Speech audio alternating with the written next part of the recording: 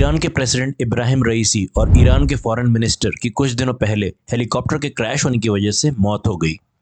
ये helicopter Azerbaijan की पहाड़ियों में क्रैश हो गया। बताया जा रहा है कि वहां पर बहुत ज्यादा कोहरा था, लेकिन वहीं कुछ लोगों के गले से ये बात उतर नहीं रही है और उनके दिल से इजराइल इजराइल की आवाजें आ रही हैं। वहीं कुछ लोग दुनिया के अंकल सैम अमेरिका की तरफ उंगली उठा रहे हैं। कुछ लोग कह रहे हैं कि ये इजराइल और अमेरिका की प्लानिंग है। लोग ऐसा इसलिए सोच रहे हैं क्योंकि ईरान के रिलेशंस अमेरिका के साथ बिल्कुल भी अच्छे नहीं है और इब्राहिम रईसी के प्रेसिडेंट बनने के बाद ये रिलेशंस एक अलग लेवल पे खराब हुए हैं। वहीं ईरान में कई लोग अमेरिका के लगाए हुए सैंक्शंस को इसकी वजह बता रहे हैं। दोस्तों, अमेरिका ने ईरान में एयरक्राफ्ट और एयरक्राफ्ट के पार्ट्स के इंपोर्ट पर कड़ा सैंक्शन लगाया हुआ है, जिससे ईरान को एयरक्राफ्ट के पार्ट्स खरीदना बहुत मुश्किल हो जाता है और कई बार उसे ये पार्ट्स ब्लैक मार्केट से खरीदने पड़ते हैं, जिनकी क्वालिटी बहुत ही खराब होती है। दोस्तों, ईरान एक शिया मुसलमानों का मुल्क है और इब्राहिम रईसी ईरान के सुप्रीम लीडर आयतुल्लाह खमीनी की तरह एक मौलवी थे जो इस्लाम के स्ट्रिक्ट प्रिंसिपल्स को फॉलो करते थे। इब्राहिम रईसी और आयतुल्लाह खमीनी एक ब्लैक टर्बन या साफा पहनते हैं, जिसका मतलब वो ये बताते हैं कि वो प्रॉफिट मोहम्मद के वंशज हैं, और ये बात कहीं ना कहीं उनके आर्ग्यूमेंट्स और स्पीचेस को और भी पावरफुल बना देता है। रईसी 1960 में पैदा हुए थे और उनकी एजुकेशन ईरान के मदरसों में पूरी हुई। रईसी एक पेशेवर वकील थे। 1985 में वो ईरान की कैपिटल तेहरान के डेप्यूटी प्रोसिक्यूटर बने और उन्हें ईरान के फाउंडर और सुप्रीम लीडर आयतुल्लाह खमीनी ने नोटिस किया और अपने क्लोज सर्कल में लाने का डिसीजन लिया, और यहाँ से रईसी के कंट्रोवर्सी से भरे हुए कैरियर की शुरुआत हुई। एमनेस्टी इंटरनेशनल नाम के एक ऑर्गेनाइजेशन ने एक रिपोर्ट जारी की जिसका नाम है ब्लड सोक्ड सीक्रेट्स।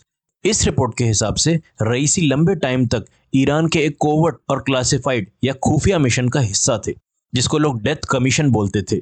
1980 से 1988 तक चले ईरान इराक वॉर के बाद हजारों प्रिजनर्स ऑफ वॉर या युद्ध बंदियों को ईरान में कैद किया गया। एमनेस्टी इंटरनेशनल के हिसाब से जुलाई 1988 में ईरान में कई लोग अचानक से गायब हो गए, जिसमें महिलाएं और टीनेजर्स भी शामिल थे जो ईरान गवर्नमेंट के खिलाफ बोलते थे।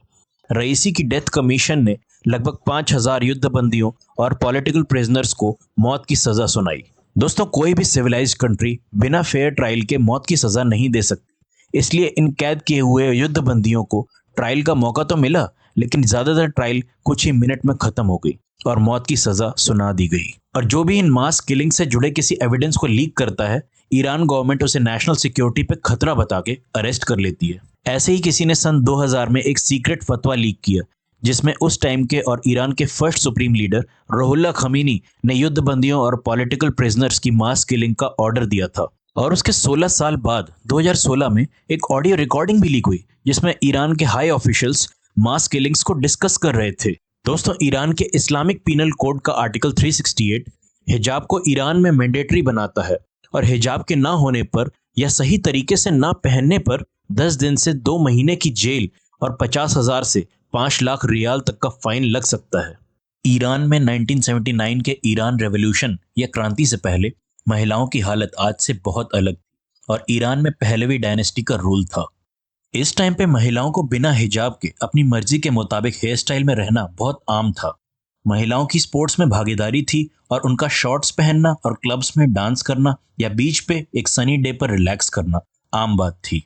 उस टाइम के ईरान के रूलर शाह रेजा पहलवी के टाइम कंट्री को मॉडर्न बनाने और महिलाओं के हकों और अधिकारों के लिए कई रिफॉर्म्स हुए, लेकिन ऐसे कई सारे ग्रुप्स थे जैसे लेफ्ट और दूसरे रिलीजियस ग्रुप्स जिसके लीडर थे आयतुल्लाह खमीनी।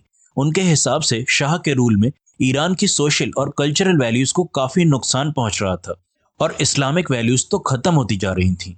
1979 के ईरान रेवोल्यूशन के दौरान रुहुल्लाह खमीनी की लीडरशिप में शाह के रूल को खत्म कर दिया गया और एक इस्लामिक रिपब्लिक की नींव रखी, और इसी के साथ चॉइस नाम की चीज पर रिस्ट्रिक्शन का दौर शुरू हो गया।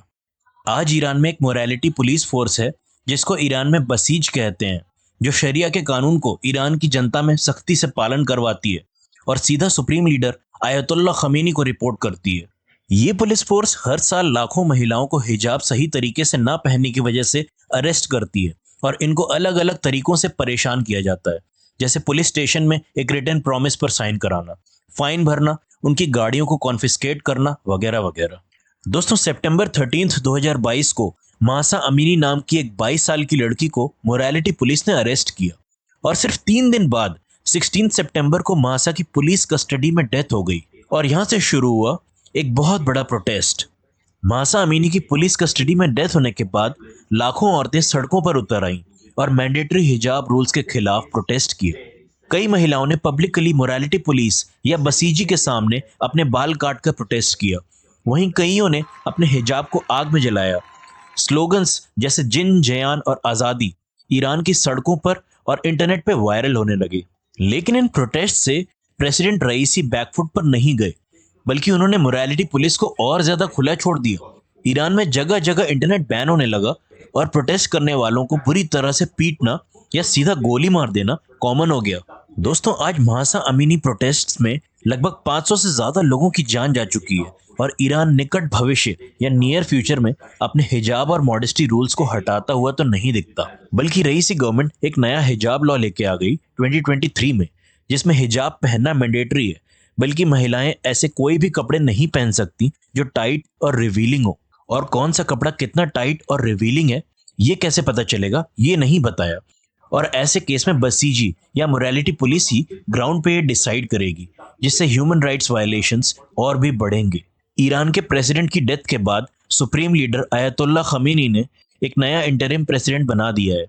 लेकिन अभी ईरान के इजराइल या अमेरिका से रिलेशंस और मैंडेटरी हिजाब रूल्स में बदलाव आने की पॉसिबिलिटी कम है।